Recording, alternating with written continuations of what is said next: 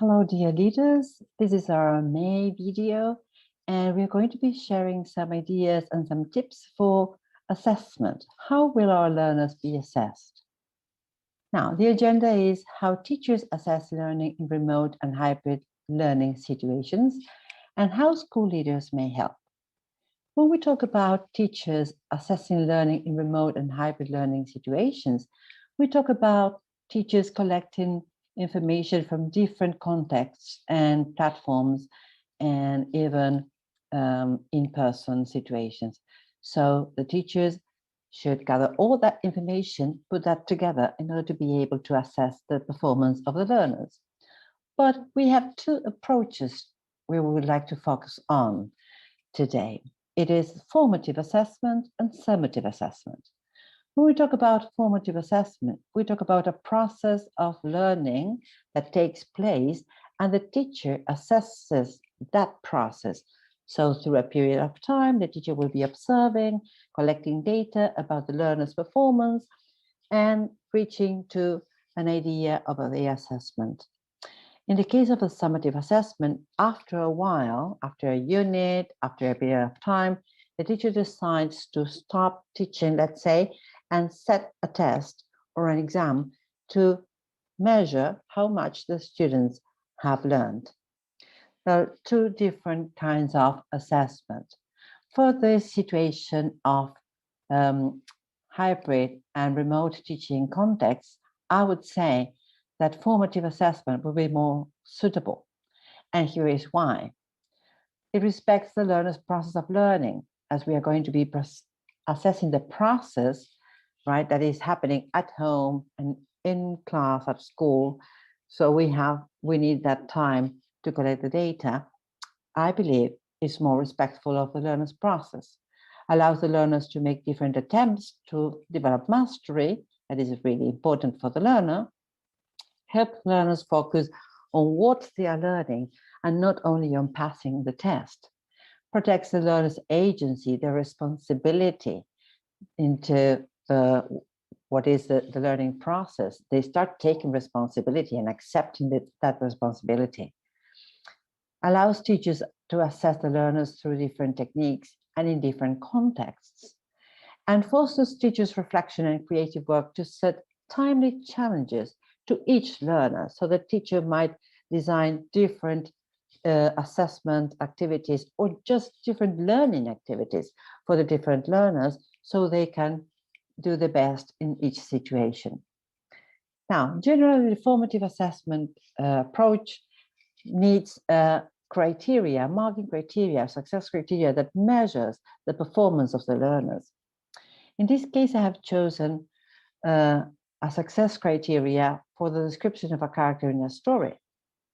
At the first column, you will see that I have described the different objectives, and then we have the other columns where the learner can tick the box that they feel they are at in the different, according to the different objectives. For example, in number 3, I have used at least 3 words to describe the personality of the character. If the learner feels or has the idea that he is able to do this successfully, he will tick the first box. I did it, right?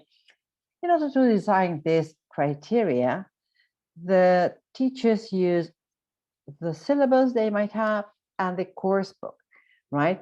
The objectives from both resources, and so they create this criteria. Many times this criteria is created with the learners. And if it is not, it is a good idea to share it with the learners and leave it in a place where they can see it. And during the period, they are creating this description of the character so they can have those objectives, in mind while they are working. And if the teacher finds that learners are making progress quite fast, they can adjust this criteria and change it whenever they find it suitable. So for the early years, in this case, teachers generally read aloud these prompts to the children so they can answer, and put funny, happy faces or whatever the teacher finds suitable. And sometimes what they do to give the learners more autonomy is these statements, they rewrite them using icons, drawings, so the learners can read the iconic writing and answer that autonomously. Again, it's important to have it available and share it with the learners. Now, the effective use of the success criteria allows students to evaluate their own work, encouraging them to learn their own strengths and weaknesses, gives the students time to review their own work, and invites teachers and students to share with one another strengths and weaknesses and how to overcome those weaknesses, let's say. Sometimes teachers might give each student access to an expanded criteria, that it details new expectations. In this case, it will open doors to new knowledge. Now, what happens with the summative assessment? What about standardized tests? Are they good? Are they suitable for this situation? I would say that learners may do whatever they can in order to pass the tests. And we need to be careful because teachers know those test scores may affect their careers and salaries and job security. So maybe, again, the teachers will be teaching to the test and not teaching the language in depth, right?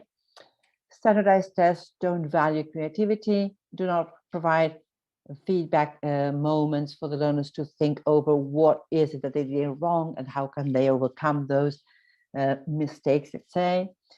And they don't take diversity into account. Standardized tests favor those who have socio-economic advantages. They have more resources, they have more materials. And teachers, as I was saying, think and create those tests in an artificial environment. So that what happens is that many times learners who have a very good performance at a standardized test, when taken to a real situation, don't have such a good performance because his learning was created for the test. In a different context, they don't behave in that successful way. So, how can school leaders help the assessment process? It's very important that you share time with your teachers and at the same time that you create spaces where teachers can work collaboratively, right? And think together on agreements in the assessment process. On the other hand, teachers need to talk to their leaders. So it's important that at least once a week they can meet with you and their colleagues. And in this case, you leaders can share your expertise, you can share possible resources that you may have, you can share new ideas, and you can listen to the teachers, right?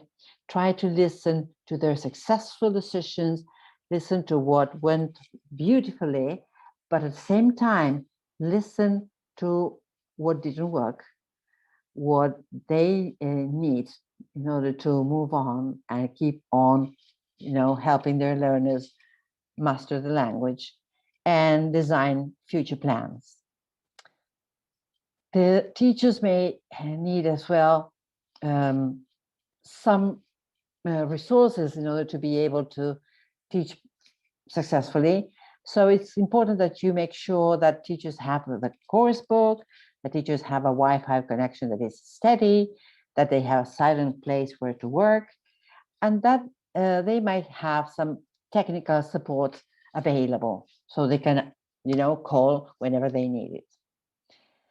And you know what? Teachers need support from you, right, in their decisions on choosing and organizing the assessment process that is appropriate for the group of learners. So if you trust your staff, they will feel supported and they will be very creative and very successful in planning the assessment process for the learners. It's very important that you celebrate diversity. And in this case, celebrate that children and teachers master the different skills at different times, right? And therefore, we should not expect to reach the same goal at the same time in the same way with all the learners or with all the teachers. So celebrate diversity. See you in our next video.